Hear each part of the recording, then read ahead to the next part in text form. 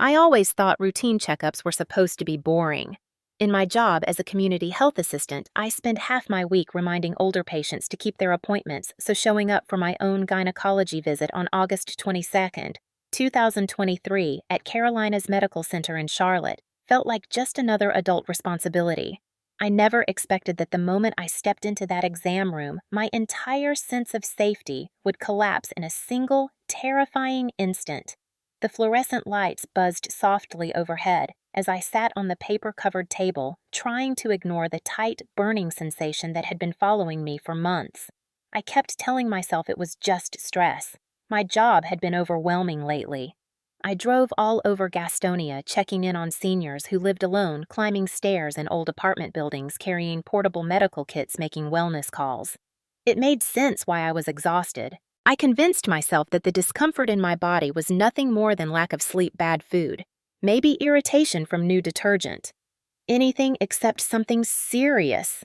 Dr. Alan Brewster entered without looking up from the chart. He was in his early 60s, tall silver hair, the kind of doctor who carried an air of authority that made you sit a little straighter. Everyone in Charlotte knew him as the quiet, reliable one who never raised his voice. He pushed his glasses higher on his nose and said my full name in a tone that was almost too formal. I felt my stomach tighten. He asked about my symptoms, and I gave him the same explanation I had rehearsed in my head. It has been 6 months, a little burning, a little fatigue, probably stress, probably work, probably nothing. He nodded once, but his expression barely moved. When he told me to lie back, I felt that familiar awkward vulnerability, the kind you never really get used to during these exams. I stared at the ceiling and counted the tiny holes in the tiles to distract myself. Then, something changed in the air. Dr. Brewster froze, not paused, not hesitated, froze. His shoulders locked and his breath caught, and for a moment he did not move at all. My heart began to pound so loudly I could hear it in my ears. He stepped back so suddenly that the metal tray beside him rattled. Then he muttered something under his breath, something I could not fully hear. I asked if everything was all right, but he did not answer. He took off his gloves with trembling hands and reached for a new pair, snapping them on faster than I thought a man his age could move. He turned toward the door and called for the nurse, his voice sharp and uneven. That was the moment the fear hit me. I had never seen a doctor react like that, not once in my entire life. When he stepped back to me, he was breathing hard. He crouched down again to look more closely and whispered a shaky no under his breath. Then he looked straight into my eyes. His voice rose from a whisper to a deep, commanding shout that filled the room and made me flinch. "Who has access to your body?" I thought I had misheard him. His tone was not clinical. It was urgent. Almost panicked. I stammered something about living alone, about having no partner, about keeping to myself. He did not blink. His jaw tightened, and he leaned in closer as if trying to decide whether to believe me. I felt the tears gathering before I even understood why. He went back to examining me, and this time his hands were careful, but his breathing was uneven. Then, without looking up, he spoke in a low voice that made my skin crawl. "Where is your stepdad?" My chest tightened. It was as if every memory I had locked away came rushing back. My mother lying sick in bed, Frank standing over her with his medical bag, his voice telling me he knew what was best for our bodies, the lotions, the vitamins. The injections, he said, were for my energy. I felt my throat close. I had not seen him in 2 years. I left home. I built a new life. I moved to Gastonia to escape everything he represented. I thought I was free. But in that cold room, I felt 10 years old again, powerless and terrified. I started crying without meaning to. Dr. Brewster stood up and locked the exam room door. The click echoed like a gunshot in my chest. He said I could not leave yet. He said something in my body looked tampered with. He used that exact word, tampered. My hands shook so badly I had to hold the table just to stay seated. "What do you mean tampered?" I whispered. He did not answer right away. He only said that I needed to stay calm and that he needed to run emergency tests before releasing me. His voice softened, but his eyes were full of fear. That was when I realized something was terribly, horribly wrong, and that whatever was happening inside my body, it was not natural and it was not random. And for the first time since moving to North Carolina, I wondered if the past I thought I escaped had followed me here. If you have ever had a moment when a doctor scared you without warning, tell me where you are watching from.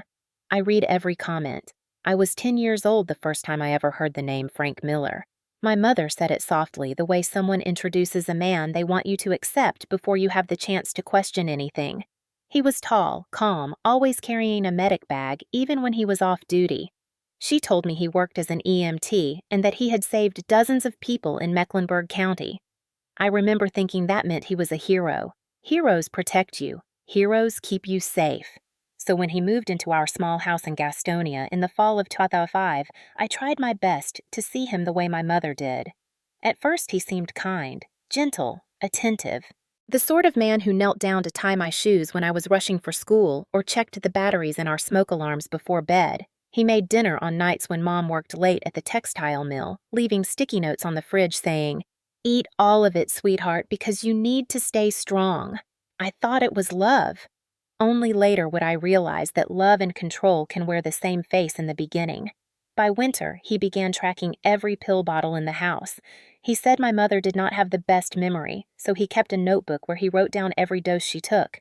Then he started a second notebook for me. Anything I used, any vitamin, any cream, any supplement, he said it was to prevent mistakes. He said children were forgetful and that he just wanted me to stay healthy. When I got a cold, he gave me warm tea and a spoonful of honey. When I got tired after school, he handed me a vitamin B12 injection he said was for my energy. I never questioned why other kids at school only took gummy vitamins while I was being given needles in the kitchen under the yellow light of the stove. He always spoke softly when he did it. Always used a tone that made me think I was lucky to have someone who cared this much. Mom told me he was just thorough because of his job. She called him dedicated. I called him Dad for a short time because I thought that was what daughters did for men who tried very hard to look like saviors. He checked my temperature even when I said I felt fine. He pressed 2 fingers against my wrist to count my pulse whenever I looked tired. He opened new bottles of lotion and told me to use only his because they were safer. He said store-bought products were full of harsh chemicals that damaged young skin. So I let him hand me jars he mixed in the garage. The smell was always strange, sharp and minty, but he said it was normal. He told me to trust him. After all, he was the one with medical training. Then my mother got sick. It came fast, too fast for any of us to understand. She started losing weight. She slept during the day. Her skin grew pale. She could not keep food down no matter what she tried. Frank took control of everything: the appointments, the medications, the meals, the paperwork. He said her doctors were overwhelmed and that he needed to manage things more closely. I watched him crush pills into her food. I watched him measure liquids into tiny cups. I watched him whisper to her that he knew what was best. I was too young to understand what was happening, too young to question the fear that settled in my stomach every time he closed the bedroom door behind him to check on her. I sat outside on the floor with my knees pulled to my chest, listening for any sound, trying to figure out what I was supposed to feel. Was this care? Was this normal? Was this what men did when the women they loved were sick? Sometimes he would come out of the room and kneel down to my level. He would smooth my hair and say, "Remember, Lauren, you and your mother need stability, and I am the one keeping you both safe." I repeated those words like a prayer. When he checked on me, I stayed still. When he examined my arms to look for rashes, I did not move. When he applied lotion he made himself, I tried not to flinch at the coldness of it. He never crossed a boundary in a way that could be labeled easily. There was no moment that made sense to report. But the intensity of his attention, the way he monitored every part of my body, created a fear I could never name. It lived quietly inside me for years. The fear grew when my mother passed away in 2012. I was 17 and suddenly alone with him. He became the only adult in the house, the only one who decided when I ate, when I slept, what vitamins I took. Everyone around us said he was doing his best to care for me and that losing my mother must have hit him hard. But I could feel the walls around my life closing in. His rules tightened, his surveillance increased. He watched what I used on my skin. He replaced any soap or lotion he had not personally approved. If I complained of a headache, he appeared with a syringe of something he said would help. I learned to pretend I felt fine even when I did not. I learned to smile even when I was shaking inside. I learned to survive by avoiding any reason for him to turn his focus toward me more than he already did. For years, I told myself that he loved me in his own way, that he was strict because he cared. But a small voice inside me whispered another truth. Something about his attention was not protection. It was possession, and possession never felt like love. If someone has ever tried to control your health choices, tell me in the comments. I read every story. When I finally moved into Pine Ridge Apartments in Gastonia in the spring of 2021, the air felt different. It felt like mine. The complex was nothing fancy. Rows of beige buildings built in the early 2000s, cracked sidewalks, a pool that was always closed for maintenance, and thin walls that let you hear every neighbor sneeze or argue. But to me, it felt like freedom. I bought a used Honda CR-V from a retired nurse who lived in Belmont. It rattled on the highway and the air conditioner only worked when the car felt generous. But the day I held the keys, I cried in the parking lot of a Walmart because it was the first major thing I had ever owned that had nothing to do with Frank. I kept my apartment simple: a second-hand couch, a mattress still wrapped in plastic from the outlet store, 2 pots, 1 pan, a cheap table, and the soft yellow lamp I found at a Goodwill. It was not stylish, but it was peaceful. For the first time since I was a child, I felt like I could breathe without someone watching how deep my breath was. I took a job as a community health assistant with the county.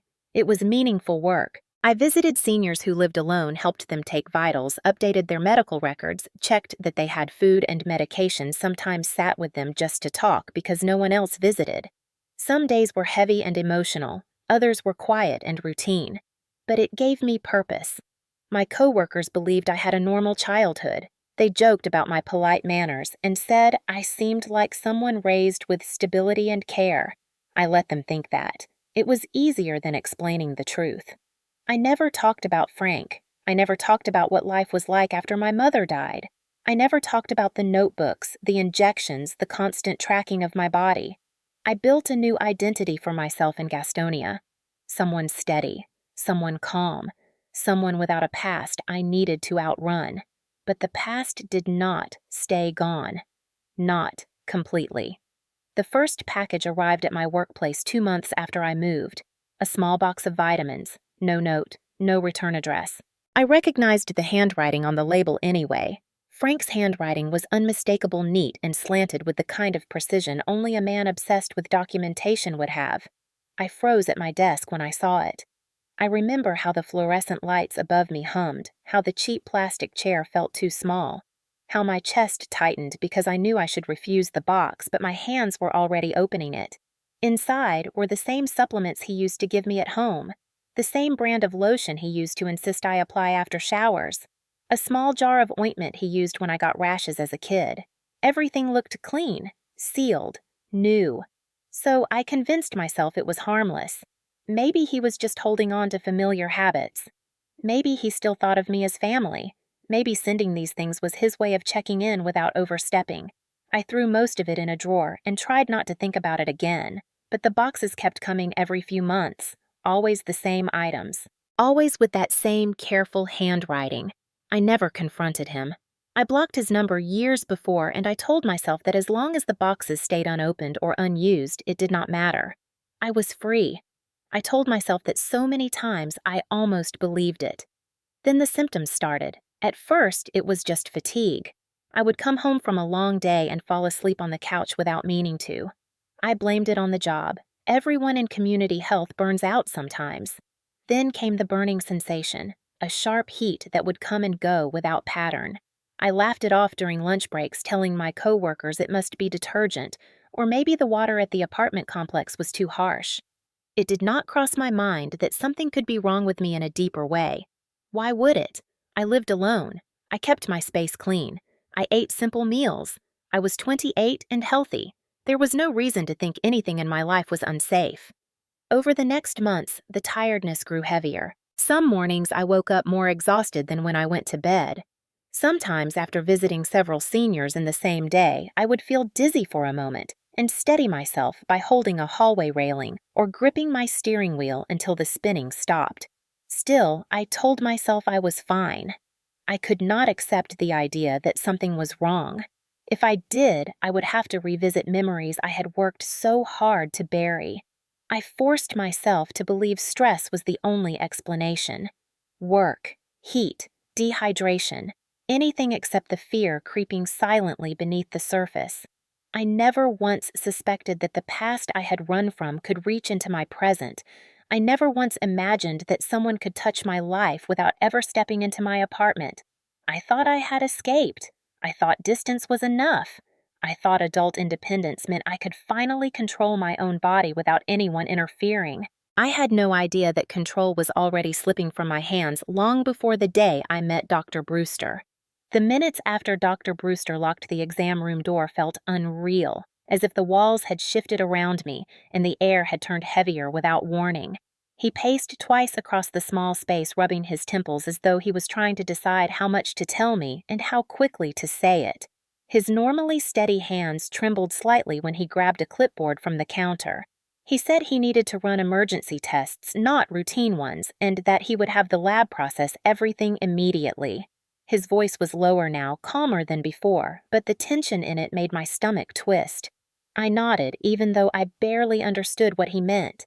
My heartbeat was still too loud in my ears to process anything fully. A nurse appeared at the door with a tray of supplies.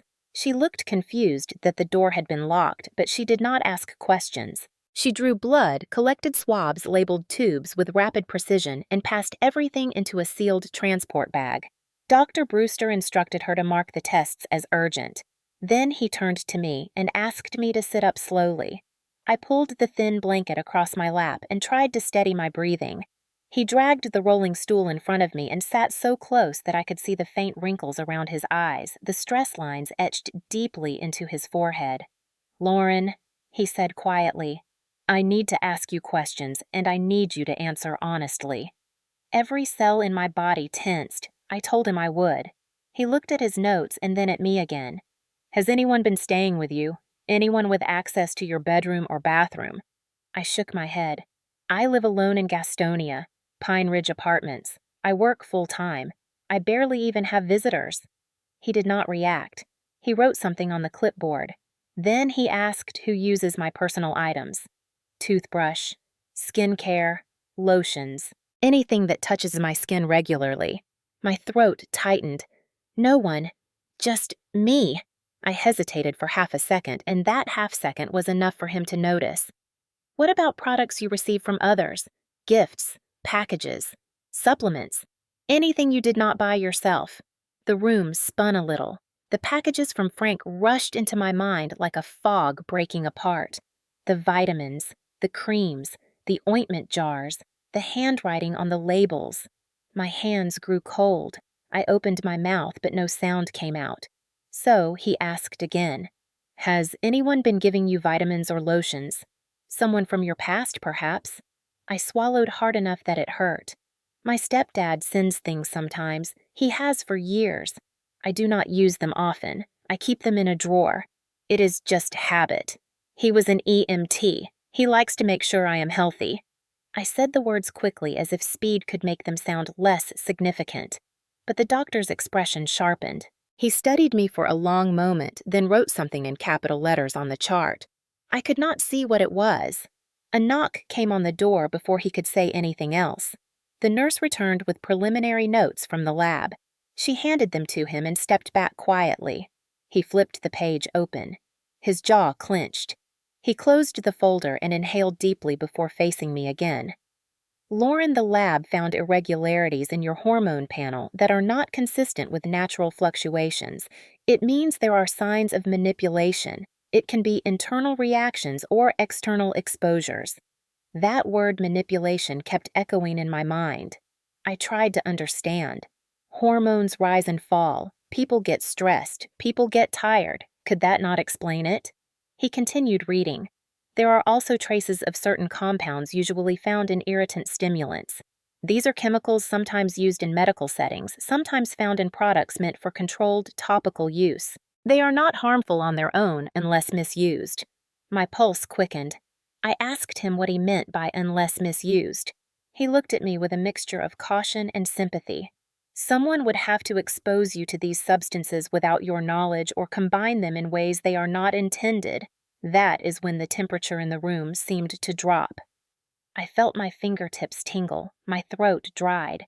He was not suggesting an infection or an allergy. He was suggesting interference, a type of exposure that I would not recognize on my own.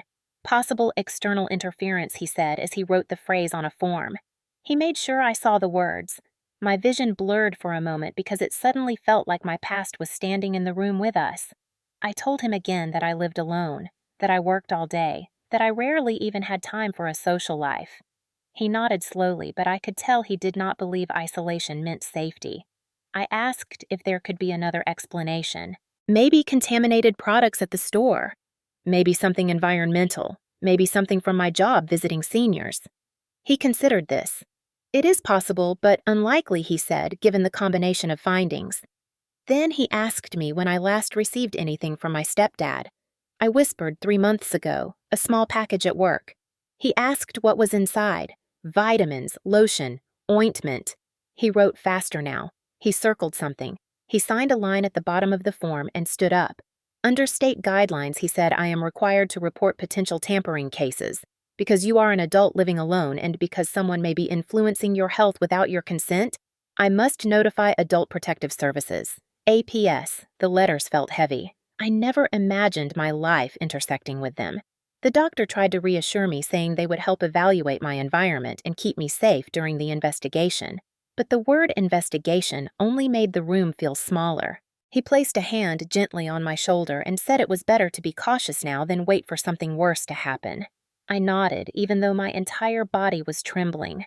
Deep down, I already knew there was only one person who had ever monitored my health that closely. Only one person who believed he had a right to adjust my body as if it belonged to him. I wished I could pretend I did not know his name, but I did, and the truth scared me more than anything the lab could find. When I returned home from the appointment, the sun was already setting behind the Pine Ridge buildings, turning the parking lot into long strips of orange and shadow. I sat in my Honda CR-V for almost 10 minutes before I could make myself get out. The entire day felt unreal, as if I had stepped into someone else's life. APS, investigation, manipulated hormones, irritant stimulants, external interference. The doctor's words replayed over and over until they no longer sounded like English. I finally unlocked my apartment and stepped inside. The air smelled like laundry detergent and the faint citrus candle I kept near the door. Everything looked exactly the same, yet suddenly nothing felt familiar. Every surface seemed suspicious. Every item felt touched. Every shadow looked sharper than it should. I paced twice around the living room before I reminded myself that APS would contact me soon. I did not have to figure anything out alone. Even saying those words in my head felt strange because I had spent most of my life alone with fear, waiting for someone else to determine what happened to my body. 48 hours later, 2 APS workers arrived. They introduced themselves politely, a man named Harris and a woman named Delgado, both wearing badges and soft expressions that tried not to alarm me, but their presence alone made my pulse quicken. They asked to sit at my small dining table. I folded my hands together to stop them from shaking. They explained that Dr. Brewster had submitted a mandatory report after noticing signs of potential tampering in my test results. They said APS involvement did not mean anyone was guilty. It simply meant I could be at risk, and they were responsible for assessing that risk. Their voices were gentle, but every word felt heavier than the last. Then they asked if they could conduct an environmental safety check. I nodded. Harris opened a notebook and began listing every product I used on my skin: shampoo, soap, lotion, deodorant, laundry detergent, skincare, supplements, even makeup. Delgado followed me around the apartment while I collected items from the bathroom and bedroom. She placed each product on the kitchen counter, examining labels, checking expiration dates, shaking bottles lightly to see if anything looked inconsistent. Then she paused. "What is this one?" She held up a small jar of ointment. My stomach dropped. It was one of the jars from Frank. The label was blank, no brand. No ingredients. Just a plain white lid. I said he used to send me things because he was an EMT and liked to help. I expected them to nod and move on. Instead, they exchanged a look. A quiet, careful, professional look that said everything they were thinking without saying it. Delgado asked if I had more items like that. I opened the drawer near my bed. 7 containers. Some sealed. Some half empty. All unlabeled. For a moment, I could not breathe. She placed them in a separate bag marked for hazardous evaluation. Harris wrote faster than before. He asked if Frank had ever lived with me here. I shook my head. He asked if he had ever visited. I said no. He asked how often he sent items. I told him every few months for years. They were no longer nodding politely. They were taking notes more urgently. Delgado spoke gently when she said I should not touch any of those products again. Not open. Not apply. Not smell. Not even keep them in my home. The words made my spine stiffen. She said people sometimes send items with good intentions, but when the items are unregulated or homemade, they can cause harm. I laughed a little, but there was no humor in it. Frank always said he just wanted me to stay healthy. Harris set his pen down and leaned forward.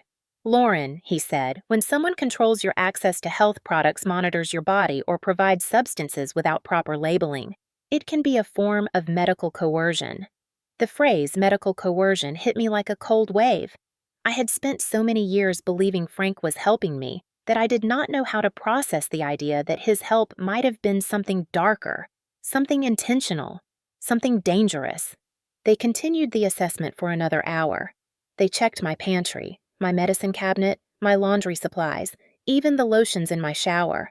Everything with a missing label was taken for testing. By the time they finished, 1/3 of my bathroom cabinet was empty. Before leaving, Delgado rested a hand lightly on the table and said I needed to cooperate with an additional step. Because some of the substances found in my home could fall under regulated medical compounds, APS was required to notify CID, the Criminal Investigation Division. CID, a branch that handled chemical misuse tampering and cases where someone with medical training might exploit their knowledge. My chest tightened. I told them Frank was an EMT, that he used to mix lotions for my mother, that he was obsessed with health but meant well. They did not contradict me. They simply thanked me for cooperating and said CID would contact me soon. After they left, I locked the door and leaned against it, sliding down until I was sitting on the floor. The apartment suddenly felt too quiet, too exposed, too much like the home I thought I had escaped years ago. My hands shook as I looked around at the empty spaces where my products used to be. I felt the familiar tension in my stomach, the tension I used to feel in my old bedroom whenever Frank walked past the door holding his medical bag. I told myself I was imagining things, that APS was only being cautious, that the lab results were confusing, not proof. But deep down, I knew better. Something was repeating. Something I thought I left behind had followed me here in ways I did not yet understand. I hugged my knees to my chest and tried not to cry. I had spent years fighting for independence, building a new life, believing I was safe. But safety is fragile when someone else believes your body still belongs to them. For days after APS left, I tried to convince myself that the worst of it was over. I told myself that the lab results might have been skewed, or the unlabeled jars might have been harmless mixtures made by someone who did not understand regulations. I tried to return to work as if nothing had changed, checking in on seniors, updating charts, lifting portable equipment, smiling when they asked if I was sleeping enough. But underneath everything, a restless tension followed me everywhere. It was the same feeling I used to have as a teenager when Frank stood behind me in the hallway without making a sound. An instinctive awareness that something was happening around me, even if I could not see it. The first sign appeared 3 days after APS removed the unlabeled products. I noticed my bedroom curtains were not the way I left them. I always opened them exactly halfway to let in the morning light, but one side was pulled all the way back as if someone had wanted a clearer view inside. I assumed I had done it by accident. Then I noticed the bathroom towel hanging in a different spot folded over the rack instead of draped across it the way I usually kept it. Again, I told myself I was mistaken. I tried not to overthink. But the next morning, as I stepped outside for work, I saw something I could not explain away. A shoe print near my front door. Pine Ridge had old concrete walkways, and the pattern of the shoe stood out clearly in the dust. It was much larger than mine. The tread pattern was different from the sneakers worn by my neighbors.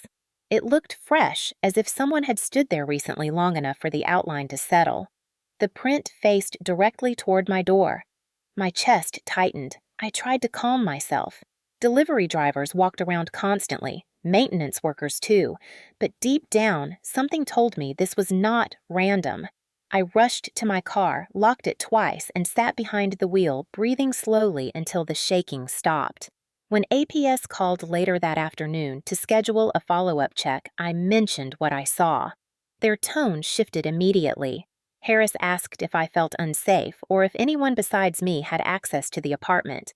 I told him no. He asked if I had ever given a spare key to someone. I hesitated before admitting that years ago, Frank had kept a copy of my bedroom key when I still lived with him because he said it was for emergencies. I said I assumed that old key did not matter anymore.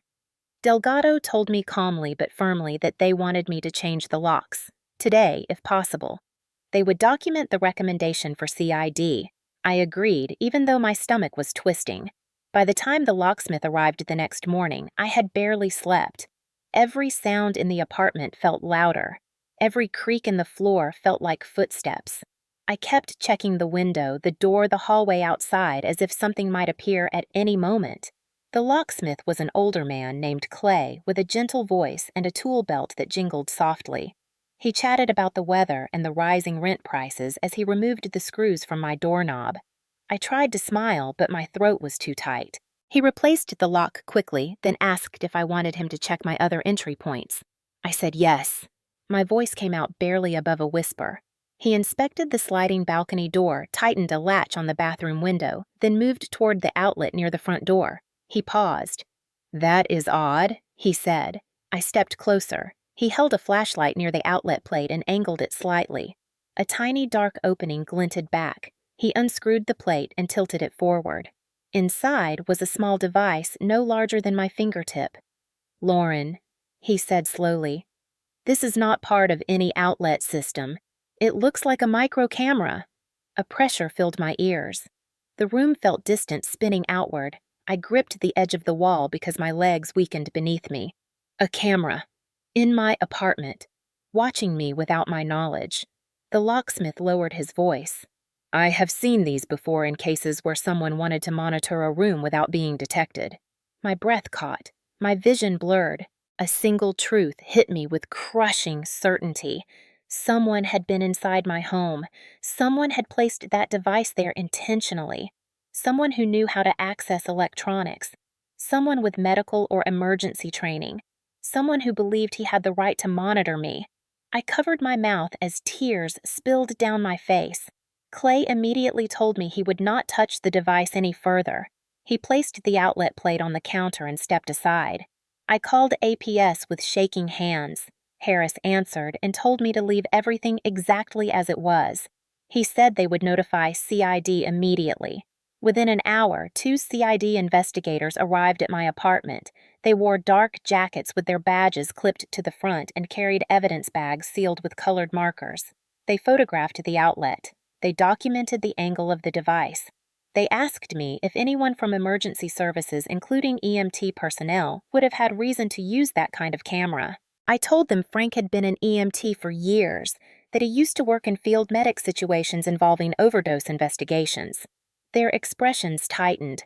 One of them said quietly that the camera resembled models once used to document patient environments during overdose checks. Not common, not civilian, definitely not something a person should have in private possession. Shock moved through me like a cold flood. This was the second time in weeks that my past had collided violently with my present. I felt myself sinking to the floor, struggling to hold on to reality as the investigators bagged the device. Everything I had worked to rebuild suddenly felt fragile. Everything I believed about my independence felt like an illusion. Frank had found me. He knew where I lived, and he had been watching. CID returned 2 days after removing the hidden camera. This time with a laptop, a hard drive full of low-resolution hallway recordings from Pine Ridge and expressions that told me they already suspected more than they were prepared to say. They asked me to sit with them at my small dining table while they pieced together a timeline of what they believed was the first break-in. I felt sick before they even opened the files. Investigator Shaw, a woman in her 40s with sharp eyes and a steady voice, explained that the apartment complex only kept high-quality recordings for 30 days, but lower-resolution archive footage from older months still existed in backup servers. Most of it was grainy and full of motion blur, but some frames were clear enough. She clicked a folder labeled 2 months prior. My chest tightened immediately. On the screen was a still image of a man entering the building at 9:14 a.m. The frame was blurry, but the outline of the shoulders, the way he carried his weight, the shape of the haircut, all of it matched a memory I had spent years trying to bury. Frank. I choked on a breath. Investigator Shaw zoomed in. The quality made his face indistinct, but the gait was unmistakable. He walked with the same heavy, deliberate steps I grew up hearing on the hallway carpet outside my bedroom door. My fingers dug into the edge of the table. They showed me another clip, this one from 11:32 a.m. on the same day. He was leaving, carrying something, a dark bag slung over his shoulder, the kind of medical bag he used to keep in the trunk of his old truck. My stomach twisted in on itself. Shaw clicked forward in the timeline. More clips, more days, sometimes a week apart, sometimes only 2 days apart. Each time he entered the building at hours when I was verifiably at work based on my timesheets. He always carried a bag. He always stayed between 20 and 30 minutes. He always left before anyone could confront him. Then, Investigator Brooks, the second agent, pulled up an interior camera angle from the stairwell on the 3rd floor. Pine Ridge only had hallway cameras on certain floors, and most angles were useless, but this one caught him climbing the steps, slowly pausing at my floor, looking around before disappearing into the hallway that led to my unit. I felt cold all over. They paused the frame and looked at me. I could barely breathe. Shaw opened another file labeled Reconstructed Path. CID had taken still images and mapped his movements. He approached my door directly. No hesitation, no checking apartment numbers. He knew where I lived. He did not stumble. He did not guess. He walked with the confidence of someone opening a door he believed he had every right to walk through. Brooks asked gently if there was any chance he had a copy of my old bedroom key. I nodded before I could stop myself. He had kept a spare key for emergencies when I lived with him. I never asked for it back. I never thought he would use it years later. Shaw projected a diagram of my apartment marking locations where he might have placed things.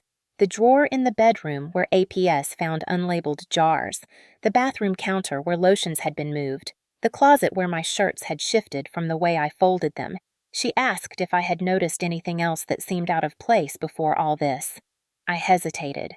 Then I remembered the night months earlier when my blanket looked tucked differently. The time my shoes were facing a direction I did not leave them. The moment my bedside lamp felt slightly angled. I told them everything. Brooks studied the notes, then opened the most disturbing clip of all. There was no audio, only the hallway camera outside my unit. The timestamp read 12:48 p.m. The door opened slightly, just enough for the frame to show movement inside. The camera could not see into the apartment, only the shadow at the threshold, but then a figure stepped forward, just enough to be visible. It was him. He wasn't leaving. He was standing in the doorway facing inward, as if watching something inside my room. The clip was short, maybe 6 seconds. Then he turned, adjusted his bag, and stepped fully into view. His face turned toward the hallway camera for a brief second, and even with the low-quality footage my breath caught because the angle of his jaw, the slope of his nose, the familiar shape of his shoulder silhouette was unmistakable. Shaw clicked on the reconstruction notes. They had concluded that he had entered my apartment multiple times over the span of several months. He had walked through my living room. He had stood near my bed. He had opened drawers. He had touched clothing, personal items, skincare. He had moved bottles. He had placed or repositioned the camera. And then Brooks opened the final piece. A video clip recovered from the micro camera's internal storage. It was damaged and partially corrupted, but a few seconds played clearly. It showed a narrow angle of my bedroom. The camera must have been moved or tested before he installed it near the front door. In the frame, Frank stood directly in front of my bedroom mirror. He adjusted the collar of his shirt. Then he leaned closer to the reflection and spoke in a calm, almost soothing voice. "I'm still taking care of you, honey." My lungs felt like they collapsed inward. I grabbed the edge of the table to steady myself, but the room was spinning. Every piece of denial I had clung to shattered all at once. He had been inside my private space. He had touched my things. He had spoken into the emptiness as if he still had a claim on my life. Investigator Shaw's voice softened when she asked if I needed a moment. I nodded because I could not speak. The fear, the betrayal, the violation washed over me until my hands trembled. I felt 10 years old again, standing in a hallway of a house I tried so hard to escape. "If you're still watching, tell me your state and city." I read all of them. The CID agents had barely left my apartment when the lab called Dr. Brewster with the second round of results. He contacted APS immediately, and APS contacted me before the sun even rose the next morning. I was sitting on my couch with a blanket around my shoulders, staring at the empty space on the wall where the outlet camera had been when my phone vibrated. I answered on the first ring.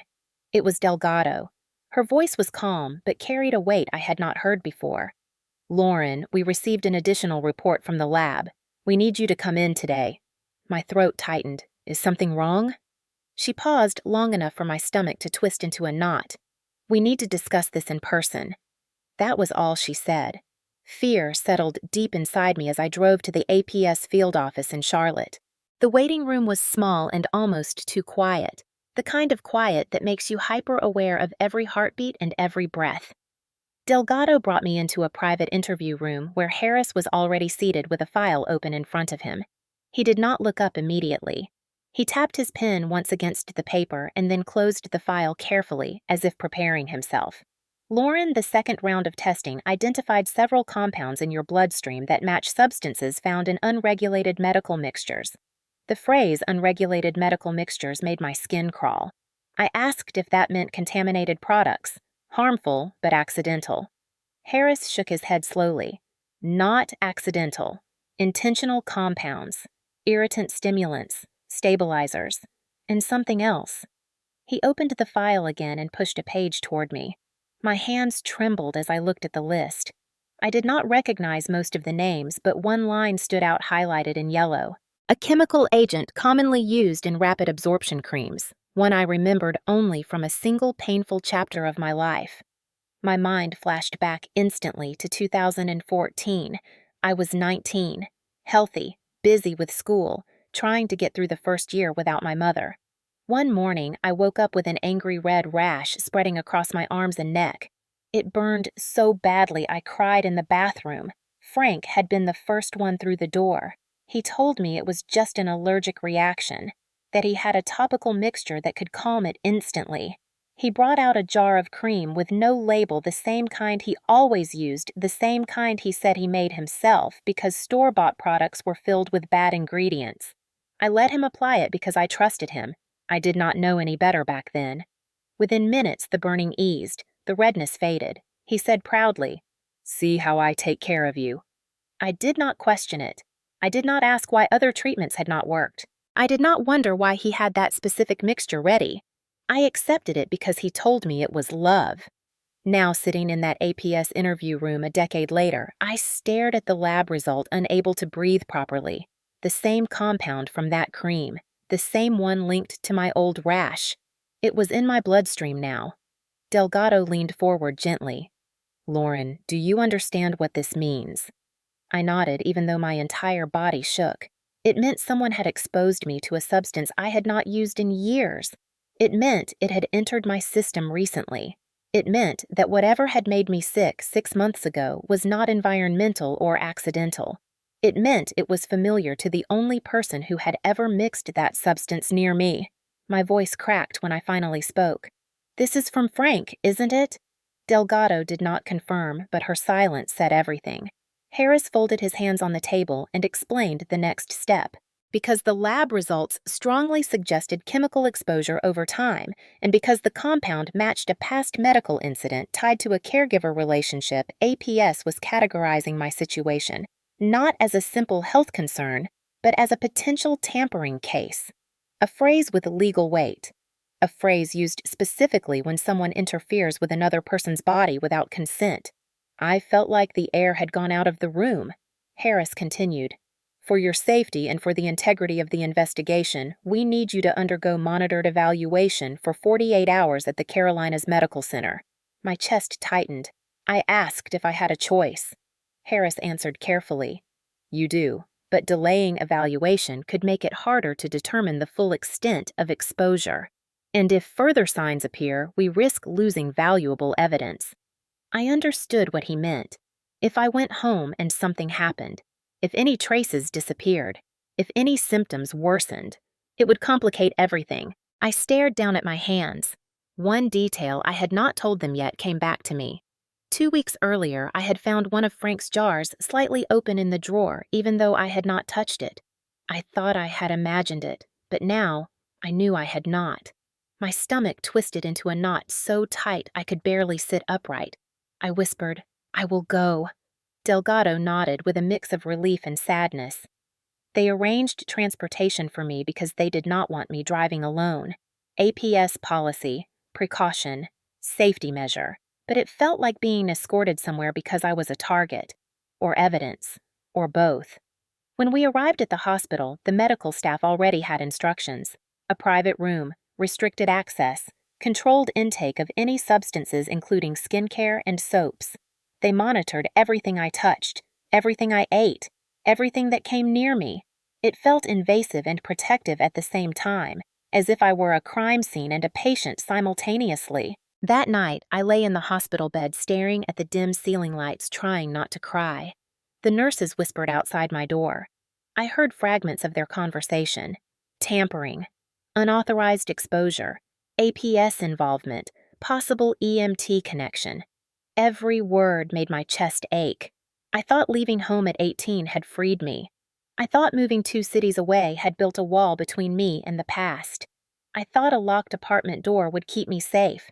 But Frank had always believed my body was his responsibility, his project, his proof of competence, and now the evidence showed he had found a way to keep controlling me long after I left.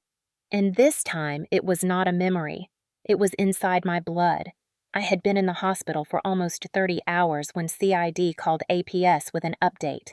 Delgado and Harris came to my room together, their expressions tighter than before. Delgado sat at the edge of the chair beside my bed and said my name carefully, the way people do when they know the next sentence will hurt. "Lauren, something happened last night at Pine Ridge." My pulse spiked instantly. Harris held a tablet in his hands and turned it toward me. The screen showed a still frame from the apartment complex security camera. It was nighttime. The walkway lights cast a harsh yellow glow across the concrete. And standing in the middle of the frame was Frank. He was wearing the same dark jacket he always used to wear when he went on late shifts. But this time, something else stood out. The large medic's bag slung over his shoulder. The same kind of bag CID had seen him carrying in older footage. My breath caught as Harris tapped the screen and hit play. The video showed him walking slowly across the courtyard, scanning the building like he was checking for obstacles. He kept adjusting the strap of his bag as though preparing for something, preparing to enter. Preparing to apply something, preparing to continue what he had been doing for months without my knowledge. I gripped the blanket tightly. Harris said they had set up temporary surveillance after the hidden camera was discovered. They expected him to return eventually, but not so soon.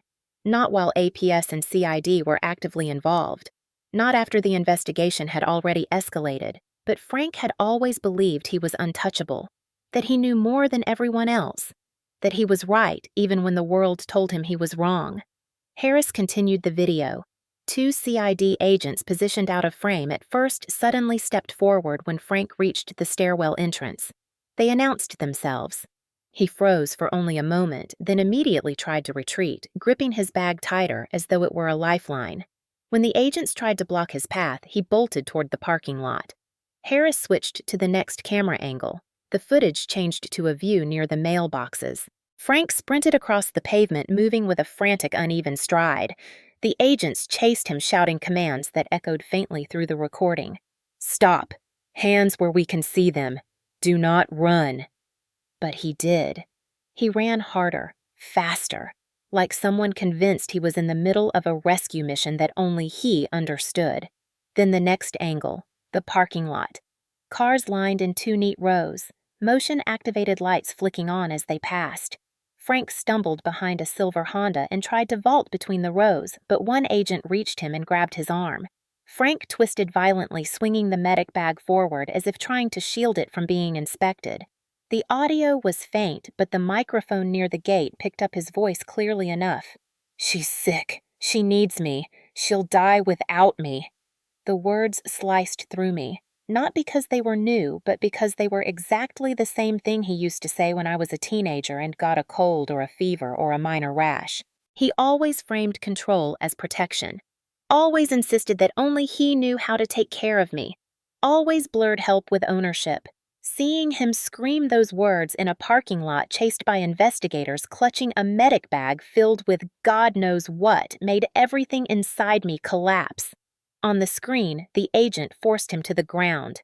Frank tried to fight, kicking and thrashing as though they were hurting me instead of him. It took both agents to pin him long enough to pull the bag away. CID later told me the bag contained syringes, topical compounds, several vials with handwritten labels, and a pair of latex gloves. Not illegal on their own, but enough to raise alarms, enough to confirm intent, enough to show he did not come to my apartment empty-handed. Seeing the image of the bag sealed in an evidence pouch felt like another blow. Harris looked at me carefully before continuing. Frank was taken into custody. My stomach twisted.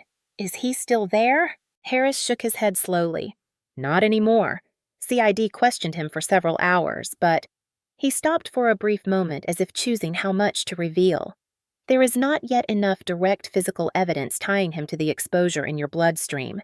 Surveillance proves repeated unauthorized entry, suspicious behavior, items found in your home, the hidden camera, and the bag he carried last night. But none of that legally proves he tampered with substances inside your apartment."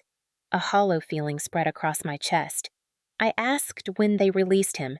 Delgado said early this morning. His voice was erratic during questioning. He insisted repeatedly that he was trying to help you. He said you were sick and did not know it. That you needed him to manage your health the way he used to. The room felt smaller, warmer, harder to breathe in. I pictured him walking out of custody, indignant and offended, convinced he was the victim of misunderstanding. Convinced the world was wrong for intervening. Convinced that I was in danger without him. That phrase he yelled in the parking lot echoed through me again. "She'll die without me." It made me nauseous, because it sounded less like concern and more like a threat disguised as devotion. I asked APS what would happen now. Delgado said the investigation would continue. CID would build a stronger case. And because I was under medical observation with controlled exposure, any new findings would help determine whether he had been interfering over time. But until they had irrefutable proof, he was free. Free to walk around, free to think he was right, free to believe he still had a claim to my life. My hands trembled under the blanket. For the first time since childhood, I felt the crushing weight of being watched, even when I was in a hospital room with the door closed. I whispered, barely above a breath, "Does he know where I am?" Harris answered honestly, "We do not believe so, but he has shown he is willing to find you before. And that is why we are not stepping back." My heart pounded painfully. Frank was no longer a distant memory. He was a present force. A force convinced he was saving me. A force who believed my independence was a danger to myself. A force who had already crossed every boundary without hesitation. The kind of force investigators cannot reason with.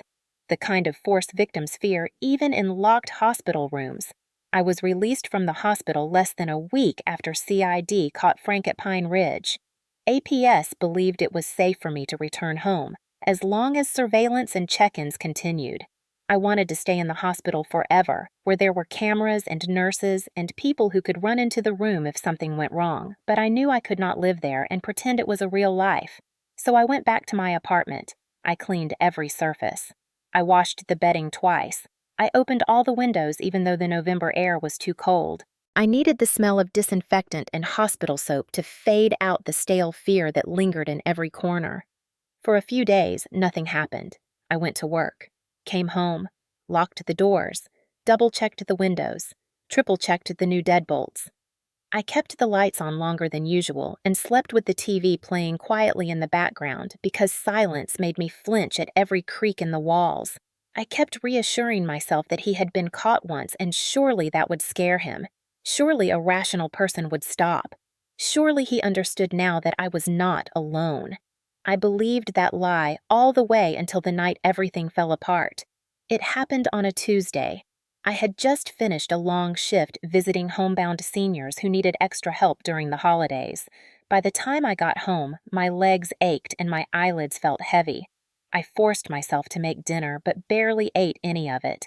I locked every door, checked every window again, and showered quickly before collapsing into bed. I fell asleep instantly, still wearing the sweatshirt I had thrown on after work. The next thing I remember is waking up to heat, not the warmth of blankets or the stuffy air of a closed apartment. This was inside my skin, a burning that pulsed through my arms, my chest, my legs, as if my body had been lit from within. My heart raced so violently I could hear it in my ears. When I tried to sit up, the room spun violently. The ceiling tilted, the walls blurred. My breath came shallow and fast, like someone was pressing a hand against my chest. I tried to call for help, but only a choked sound came out. Panic rose through me sharply and I reached for the edge of the mattress, but my fingers shook uncontrollably. My throat felt tight as if something was swelling inside. I swung my legs off the bed and nearly collapsed when my feet touched the floor. The burning intensified. My skin felt raw and feverish. The only thought that repeated in my mind was not this, not again, not my body, not like before. I forced myself to crawl toward my phone on the nightstand and managed to dial 911 before the dizziness overtook me. I do not remember the conversation, only fragments of my own voice breaking as I tried to tell them I could not breathe and something was burning inside me. The dispatcher kept asking if there was smoke or fire, and I kept saying, "No, no. It is me. Something is wrong with me." Paramedics arrived quickly. I heard footsteps, voices, the door opening, but I could not lift my head. Hands touched my shoulders gently, and someone said, "Stay with me. Stay awake. Stay here." They lifted me onto a stretcher, and the cold air from outside hit my face like a shock. Everything went black then. When I opened my eyes again, I was in the emergency room with bright lights above me and a nurse calling my name. My skin still felt like it was on fire, but the worst of the dizziness had faded. A doctor explained that my vitals had been extremely unstable and I had signs of exposure to a powerful irritant compound, something that caused rapid onset inflammation and respiratory distress. Something applied topically, something that entered through the skin. When he said that, my mind snapped awake. Lotion.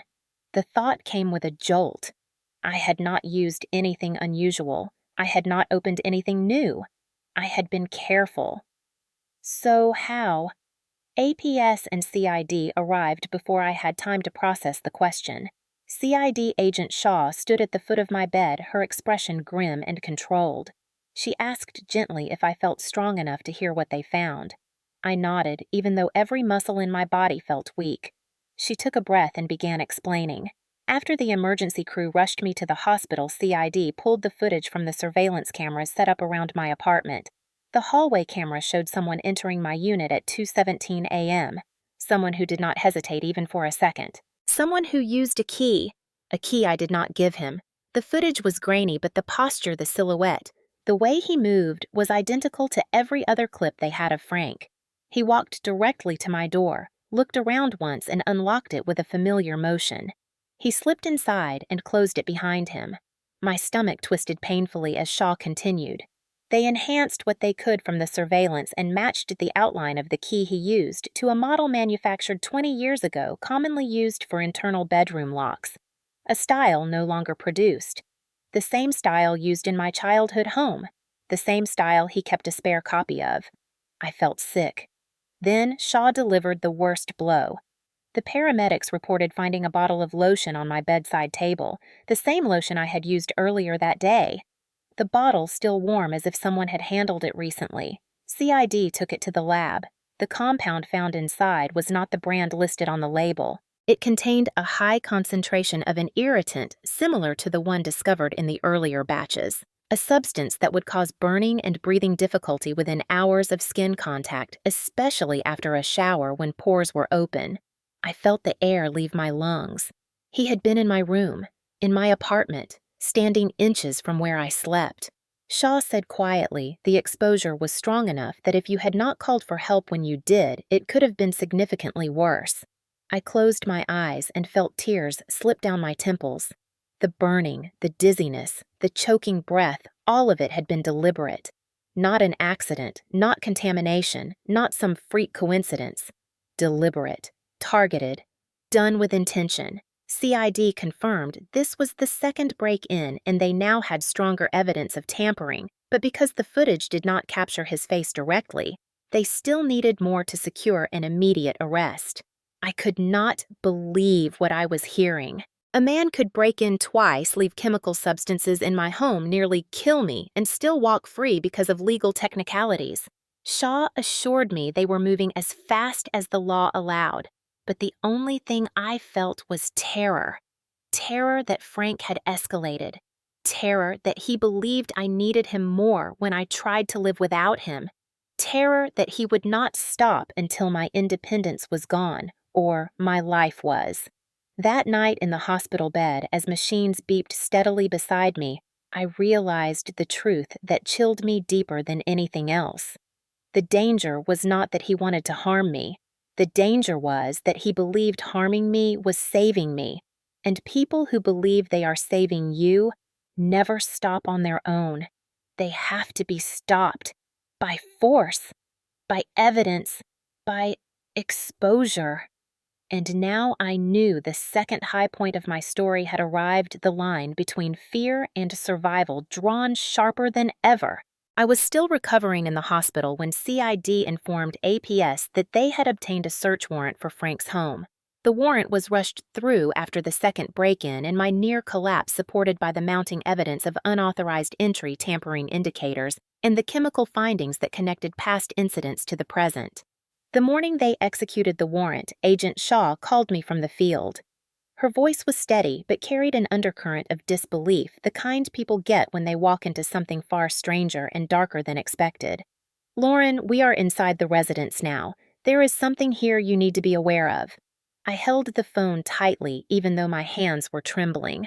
She continued speaking in clipped professional sentences meant to keep emotion out of her tone, but I could hear it anyway. The shock, the sickening recognition, the weight of discovery. She said they found a room that was not on the original house plans, a room that had been built inside what used to be the storage area behind the garage, a room sealed off except for a reinforced door with a sliding bolt on the outside, a room Frank had clearly created for a purpose only he understood. CID entered using protective gear. They photographed everything before touching anything. Shaw began describing the interior as I listened in silence, my pulse hammering against my ribs. The room looked like a cross between a paramedic station and a disorganized laboratory. A single fluorescent light flickered overhead, casting a pale glow across shelves of containers equipment and notebooks.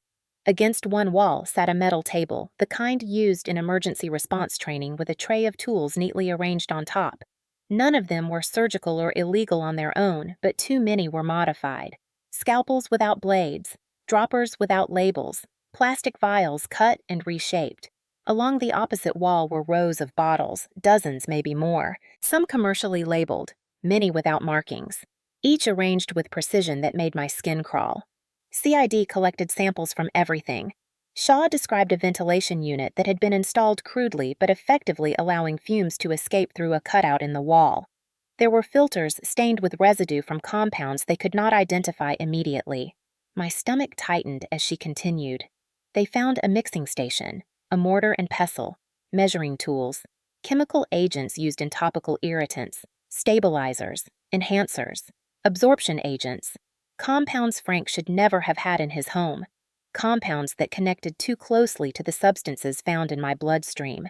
She told me slowly that many substances were stored in small amber dropper bottles identical to the ones APS had removed from my apartment. Identical. My skin prickled as if the hospital room had turned cold. It got worse. Shaw said they had found lists, copies of handwritten dosing instructions, not for the general public, not for patients, for me. My name written over and over across pages, full name, middle initial, birth date. And beneath each heading were notes written with the same controlled handwriting I had seen all my childhood. Dosage increases, skin exposure durations, notes like apply lightly to neck after heat exposure and monitor redness, or reduce mixture if she experiences dizziness. My breath hitched painfully. I felt like the hospital walls were shifting in on me. Shaw paused, then told me they had found a binder, a thick one. Inside were photographs, some printed from old film, some recent, some I had never seen before. Me at 10 years old standing in the backyard with a scrape on my arm. Me at 12 sitting on the couch with a cold pack pressed to my forehead. Me at 15 looking pale after a stomach flu. Me at 17 after my mother's funeral with my eyes swollen from crying. And then newer ones taken without my knowledge. Images from the last few years. Me entering Pine Ridge, me unlocking my car, me carrying groceries, me sitting by my apartment window reading. None taken close up, all taken from a distance, but unmistakably me. My chest tightened painfully. I asked how he had taken them. Shaw said that based on the angles they believed he had been following me around Gastonia long before I knew he had found me. Long before any signs appeared in my bloodstream. Long before the break-ins.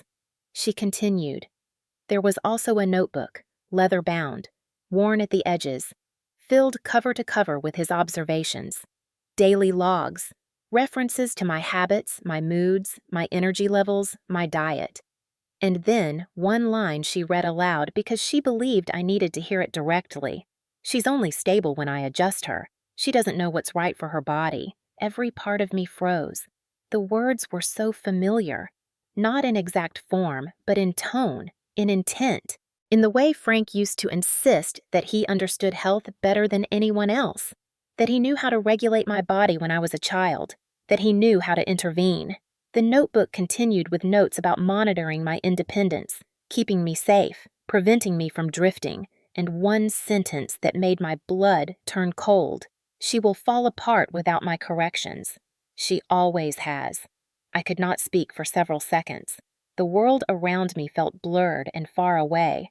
Frank had not merely been controlling or obsessive. He had constructed an entire framework where he saw himself as my caretaker, my regulator, my stabilizer, where I was not a person but a project, a body to monitor, a body to calibrate, a body he believed he had the right to adjust.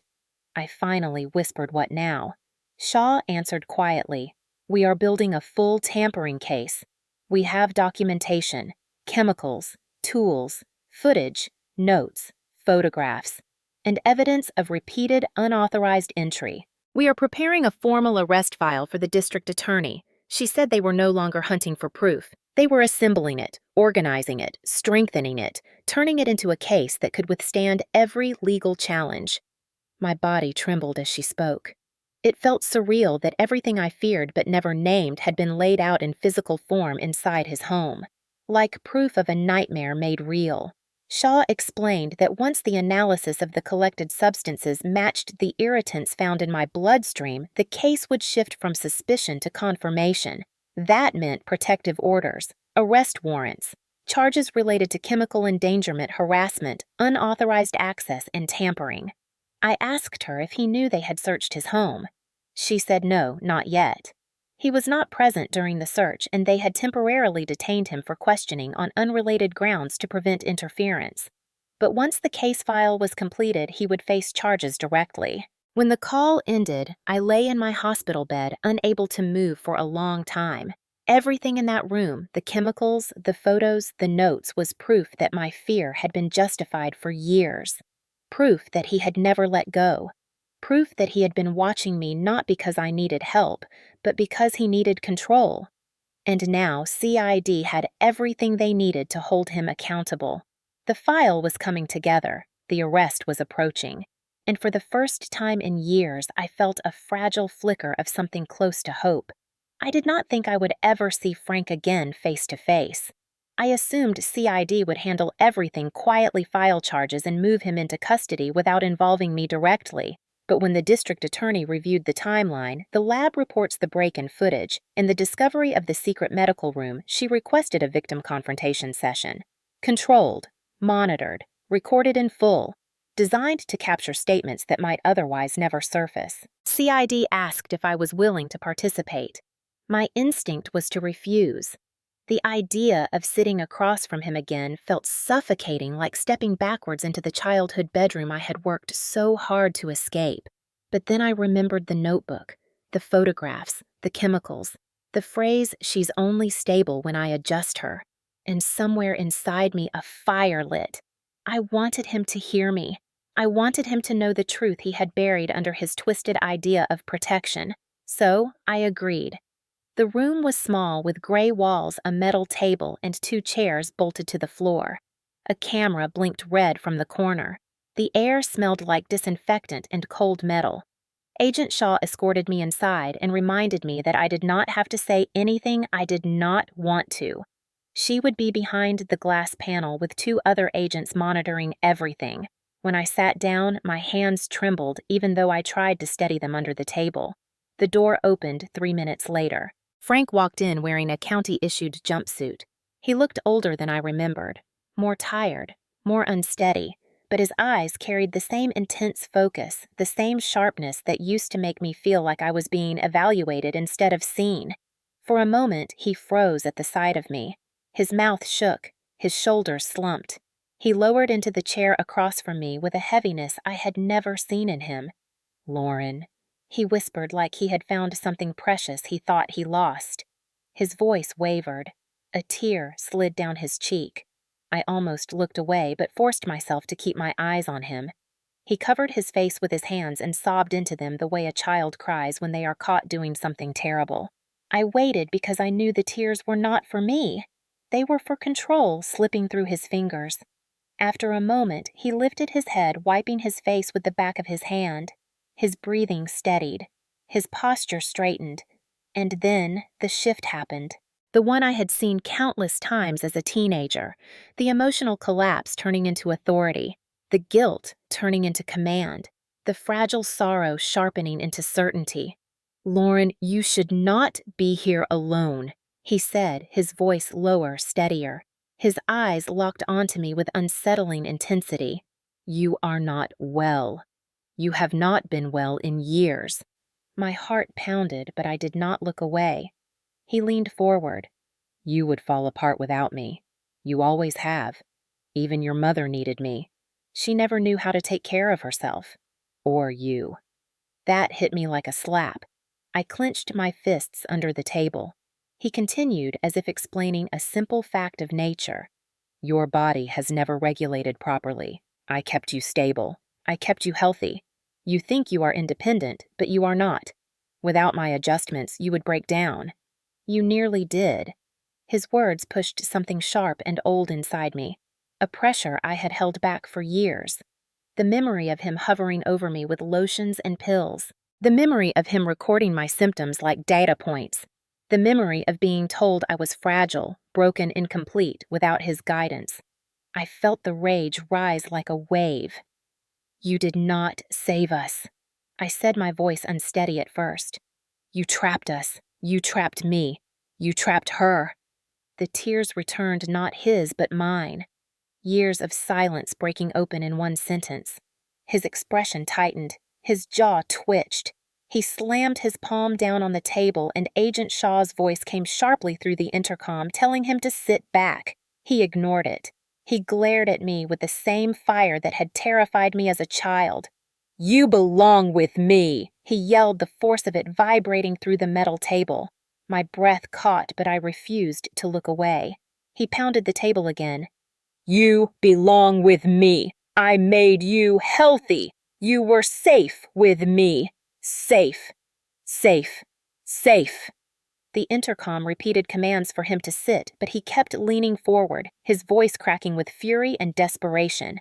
"They do not understand," he hissed, jerking his head toward the mirrored glass. "They do not know you. They do not know what you need. I kept you alive. You think you survived on your own. You think you are strong, but you are sick. You have always been sick." My voice finally rose to meet his. "I am not sick. You hurt me. You controlled me. You decided what happened to my body without my consent. You followed me. You entered my home. You poisoned my things. You watched me. You did this. Not me. Not my body. You." For the first time, his face twitched with uncertainty. Just a flicker, but enough to show that something I said broke through the wall of his delusion. He sat back, breathing heavily. His hands shook on the table.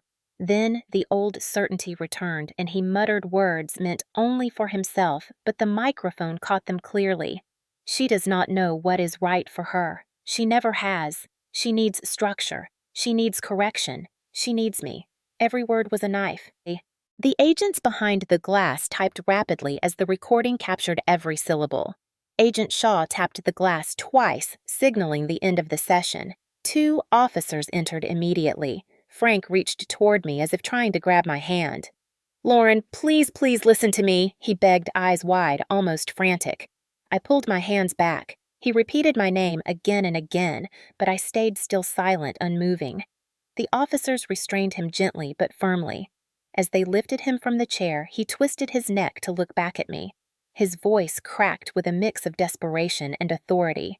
"You cannot live without me. You will see." They pulled him out of the room. The door slammed. Silence fell so thick it rang in my ears. I finally exhaled a breath I felt like I had been holding for 17 years. My hands trembled uncontrollably as the weight of everything washed over me. The recording had captured it all: the delusion, the control, the obsession, the confession hidden inside self-righteous certainty. CID now had more than evidence. They had his words, his raw, unfiltered truth. And for the first time since childhood, I felt something close to power inside my chest. He no longer controlled the story. I did. The morning of the hearing at the Mecklenburg County Courthouse felt unreal, like waking up inside someone else's life. The sky was gray, not stormy, just the dull kind of gray that makes colors look washed out and buildings feel colder. APS had arranged transportation for me because they did not want me arriving alone. Even walking from the curb to the courthouse doors felt heavy, as if the air had thickened around me. I kept rehearsing my testimony, silently reminding myself that this time the truth was not trapped inside me, not hidden in some secret room in his house, not minimized or overwritten by someone who insisted he knew better. This time it would be spoken aloud, in public, in front of people who mattered. Inside the courtroom, the seats were fuller than I expected. Victim advocates, medical staff, community members. A group of older women sat together in the second row wearing sweaters and clutching their purses the way church ladies do when they are bracing for something emotional. I took my seat beside the prosecutor, who gave me a reassuring nod. Across the room, Frank sat with his attorney. His wrists were cuffed. He looked smaller than he had in the interrogation room, but his eyes held the same intense focus. The look of someone who still believed he was the only rational person in the building. The judge entered. Everyone rose. The hearing began. The prosecutor opened with a summary that felt like a punch to the chest, even though I already knew every detail. She explained the timeline of chemical exposure, the discovery of the hidden camera, the repeated unauthorized entries, the evidence found in Frank's home, the interrogation room statements, and the medical risks I faced because of tampering. Then she announced something that made my breath catch. The state intended to present the full body of evidence on the screen. It was necessary, she said, not for shock, but for clarity. The judge approved. The lights dimmed slightly. A projector screen lowered with a soft mechanical hum. With a click, the first image appeared. My bloodstream lab results. A chart showing abnormal hormone levels, chemical compounds highlighted in yellow. My name printed at the top. The older women in the second row whispered softly to one another. Then came the next slide. A grainy hallway camera still. Frank entering the building at 9:14 a.m. with the medic bag on his shoulder. A woman in the gallery gasped. The prosecutor clicked again. Footage of him leaving 29 minutes later carrying the same bag but heavier looking as if something had been placed inside or taken out. Then the next slide. A clear frame from another day. Frank standing in front of my apartment door, unlocking it with a key. Not jimmying it. Not breaking in. Unlocking it. Calm, deliberate, practiced. A wave of murmurs swept across the room. One of the older women covered her mouth. Another said softly, "Oh, my God." The prosecutor continued. She pulled up a photograph from the secret room behind Frank's garage. Rows of unlabeled chemical containers. A mixing station. Tools. Absorption agents. Irritants. Stabilizers. The words the jury saw on the slide were chemical endangerment and controlled substance manipulation. Another slide. My name written on the top of a dosing chart. Underneath, instructions in Frank's handwriting. Adjust exposure after heat. Increase concentration if she appears fatigued. Monitor compliance. I could hear people shifting in their seats. A low ripple of anger moved through the gallery like a physical current. Then the next slide. A close-up of the notebook, the line that had haunted me since the moment CID read it. She's only stable when I adjust her. She doesn't know what's right for her body. At that moment, the quiet hum of the courtroom broke. Someone in the gallery whispered, "Oh, Lord, have mercy." One of the older women pressed a tissue to her face. Another shook her head hard, muttering, "That poor girl." I sat stiffly, gripping my hands in my lap. My chest ached as each piece of evidence flashed in front of the whole room. It was the first time my private nightmare was displayed not as confusion, not as doubt, but as proof. Then the prosecutor showed the recording, the interrogation video. The speakers crackled softly before Frank's voice filled the courtroom. At first, he was crying, saying my name, saying he was sorry. But then, the shift. His voice turned cold, authoritative. "You would fall apart without me. You always have. Even your mother needed me." Gasps echoed around the room. Then my voice, shaking but strong. "You didn't save us. You trapped us." The next sound was the slam of his hand on the interrogation table. Then his scream, "You belong with me." The courtroom jumped at the volume even though it was a recording. An older woman in the second row flinched visibly. Another whispered, "Jesus Christ." The judge raised a hand for quiet, but the emotion in the room was too strong to disappear instantly.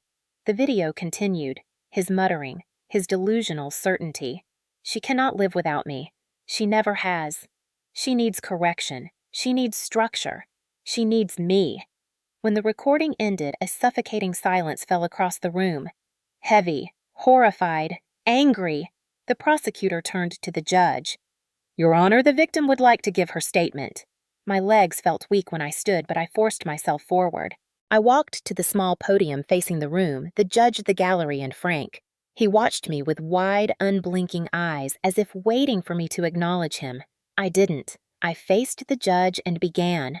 I told them about being 10 years old in a house where my mother was fading and Frank was stepping into every space she left behind. I told them about the lotions, the vitamins, the injections, the constant evaluations he disguised as care. I told them how he convinced me that I was fragile, that the world was dangerous, that only he understood my body. I told them how the fear followed me into adulthood, how even after I moved out and lived alone, every part of me still braced for his voice correcting something. I told them how I spent 2 years believing I was finally free only to learn he had found me, followed me, entered my home, and adjusted my life without me knowing. I told them about waking up burning from the inside, unable to breathe, and realizing he had been inches from my face while I slept. I told them what it felt like to learn that a man who claimed he was protecting me had documented my body like a project he owned. The older women in the gallery cried openly. One pressed both hands against her chest as if physically hurt by what she heard.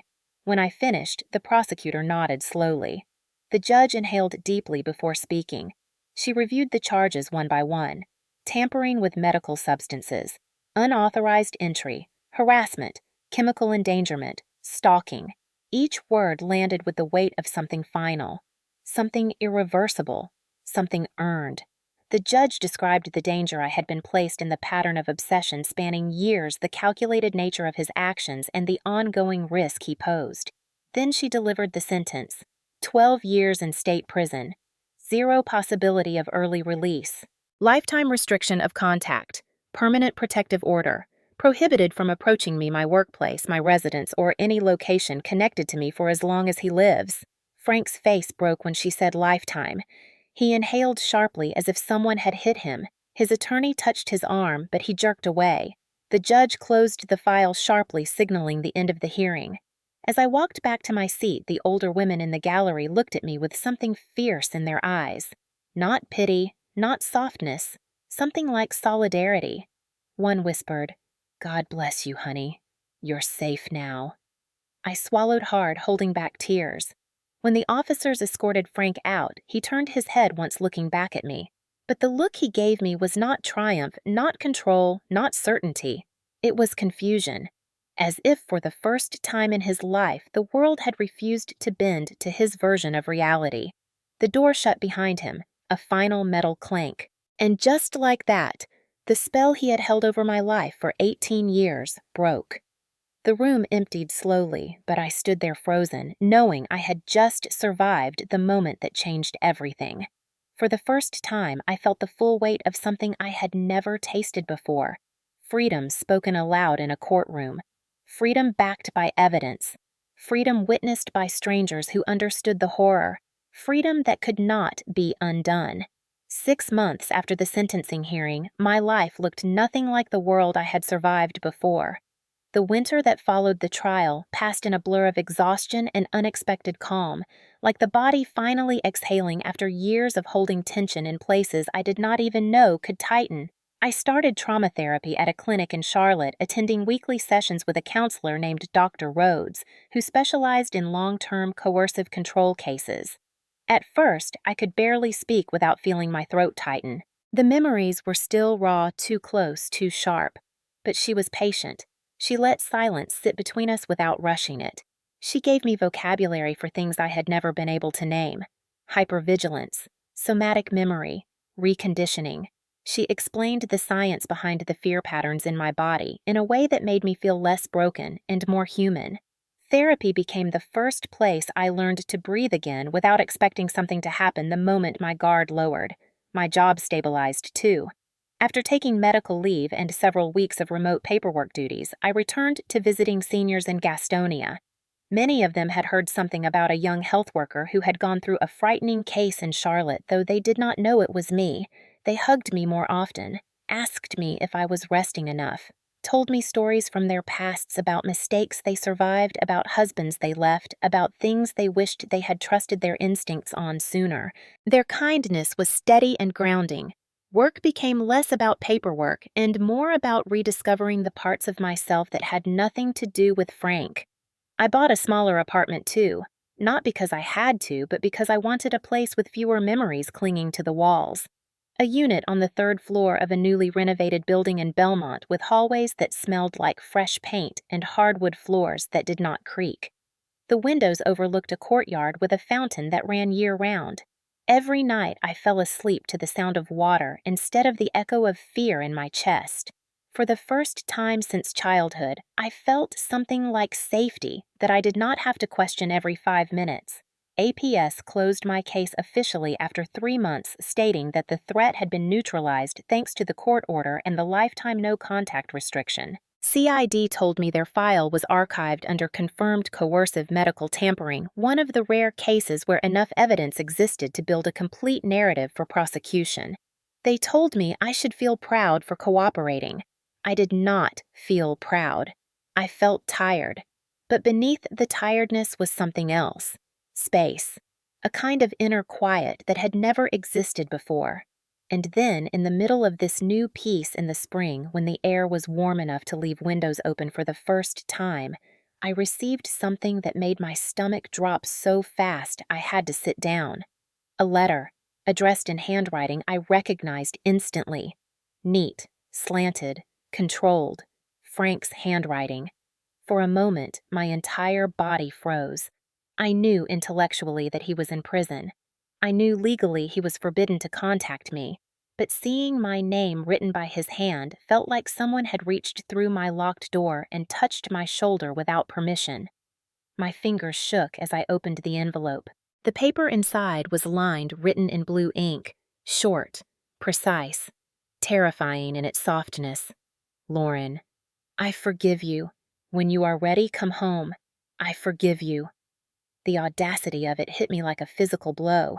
Forgiveness from a man who had stalked me, broken into my home, risked my life, documented my body as a project he believed he owned. Forgiveness from a man who believed he was the victim of the consequences he created. Forgiveness from a man who heard a judge sentence him to 12 years, but still believed I was the one who needed correcting. The shock was immediate, but the anger came next, hot, rising, fierce. Not the panicked fear of the past, but a clean anger forged from clarity. I did not belong to him. I never had. And he had no authority to grant forgiveness for a life I had reclaimed from him. I took the letter straight to the prison administration office where his mail was monitored.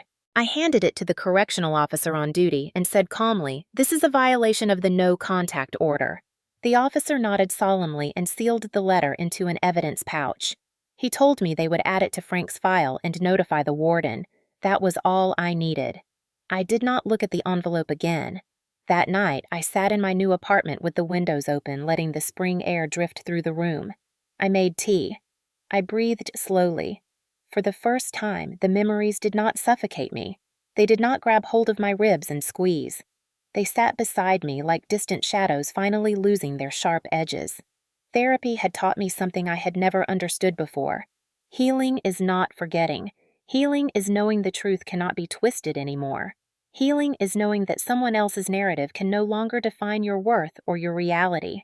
I began journaling in the evenings, writing about the small victories, sleeping through the night without jolting awake, cooking without checking the locks 3 times, laughing at work without guilt, buying lotion at a store without feeling my stomach twist, letting myself exist without justification. Sometimes I caught myself imagining the girl I used to be, the girl curled up in a childhood bedroom thinking she was broken, the girl who believed health and control were the same thing, the girl who thought she owed loyalty to the person hurting her because he called it care. I wished I could go back and tell her everything I know now. Your body is your own. Your boundaries are real. Your instincts are not mistakes. You are not difficult. You are not fragile. You are not responsible for someone else's obsession. You deserve safety that does not rely on someone else's permission. 6 months after the trial, I finally felt ready to speak about everything openly. Not in a courtroom, not in a recording, but to people who might need to hear it. People like the women who follow channels like mine. People who lived through control disguised as care. People who ignored their instincts for years because someone convinced them that fear was loyalty. So, I recorded the final message, the one that would close my story. My voice shook at first, but steadied as I continued. I told them that bodies are not projects, that control wrapped in tenderness is still control, that love never demands ownership, that freedom sometimes begins the moment you stop apologizing for your own discomfort. I ended with the truth that took me 17 years to understand. Your body is yours. Anyone who tells you otherwise is doing harm, even if they whisper that they are helping. And then softly, naturally, without forcing emotion, I closed with the message meant for those still watching, listening, or needing reassurance. If this story reached you today, leave your city and time below. I want to know how far this message goes.